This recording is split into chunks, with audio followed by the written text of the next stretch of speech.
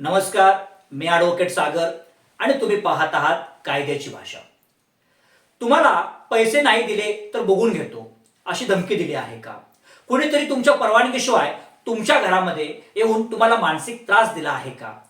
कोर्टाची कोणत्याही प्रकारची परवानगी नसताना तुमची मौल्यवान वस्तू, मौल्यवान मालमत्ता जप्त करण्याचा प्रयत्न केला आहे का किंवा केली आहे का? तर एक गोष्ट अगदी स्पष्टपणे लक्षात ठेवा. अशा बेकायदेशीर कृतींवर थेट फौजदारी स्वरूपाचा गुन्हा दाखल करता येतो.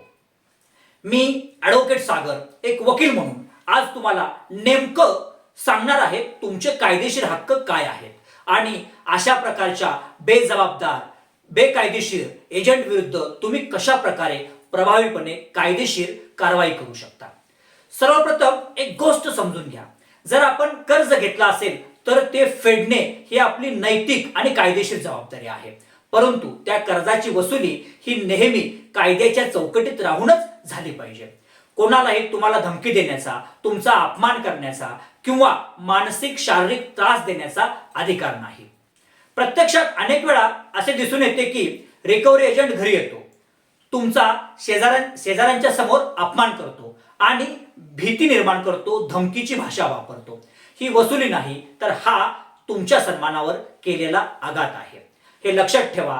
रिकव्हरी एजंट हा बँक किंवा त्या कंपनीचा एक प्रतिनिधी असतो. तो पोलीस अधिकारी नाही किंवा मेहरबान कोर्टाचा अधिकारी किंवा कर्मचारी नाही. त्यामुळे त्याला तुम्हाला अटक करण्याचा अधिकार नाही, मालमत्ता जप्त करण्याचा अधिकार नाही आणि तुमच्या घरात जबरदस्तीने प्रवेश करण्याचा देखील अधिकार नाही. रिझर्व्ह बँक ऑफ इंडिया ने रिकव्हरी एजंटसाठी स्पष्ट मार्गदर्शक तत्वे दिली आहेत. या तत्वानुसार एजंटने सभ्य नम्र वर्तन करणे बंधनकारक आहे.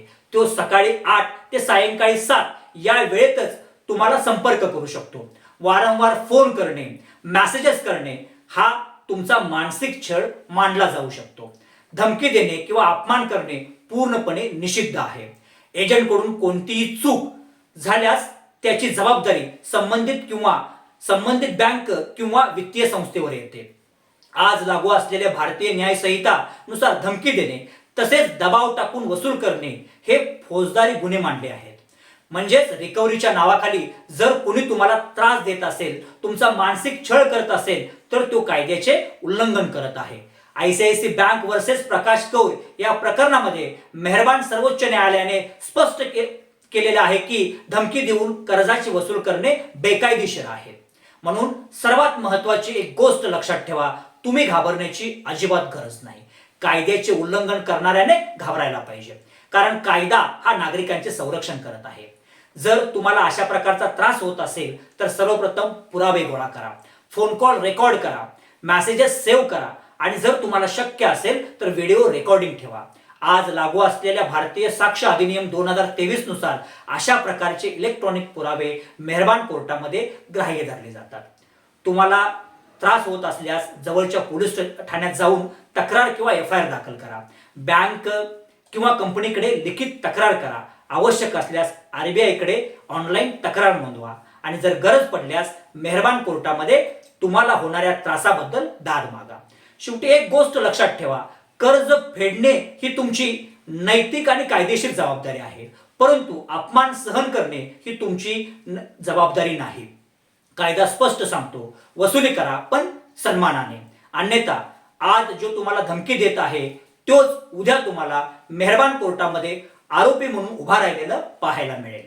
जर तुम्हाला वाटत असेल की ही माहिती प्रत्येक व्यक्तीपर्यंत पोहोचली पाहिजे तर हा व्हिडिओ सेव्ह करा, आत्ताच शेअर करा, कारण कधी कधी एक शहर एखाद्याचा अन्याय थांबवू शकतो. तुम्हाला किंवा तुमच्या ओळखीतील कुणाला अशा प्रकारचा अनुभव आला असेल तर कमेंटमध्ये येस असे लिहा. अशा सोप्या आणि अचूक कायदेशीर माहितीसाठी माझ्या कायद्याची भाषा या YouTube चॅनलला आत्ताच सबस्क्राईब करा. आणि तुम्हाला आणखीन या विषयाबद्दलचे मार्गदर्शन हवे असल्यास तर तुम्ही माझ्याशी संपर्क साधू शकता.